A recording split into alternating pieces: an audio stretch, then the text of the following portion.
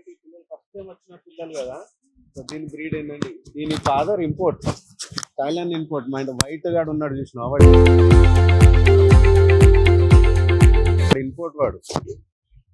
So అట్లా అందుకే ఇచ్చేద్దాం అన్నట్టు ప్లాన్ చేసి ఇచ్చేస్తున్నాం. దాంతో పెద్ద తతంగం ఉంటుంది దాంతో.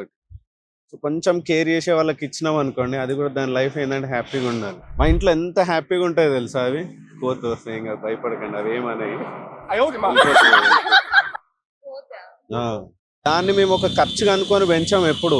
ఎందుకంటే మేము చాలా చిన్న స్టేజ్ నుంచి వచ్చినాం మేము ఇక్కడికి. ఏదో రాత్రి ఏంటంటే బిగ్ షాట్స్ లెక్క వచ్చి షాప్ పెట్టి సంపాదించింది కాదు.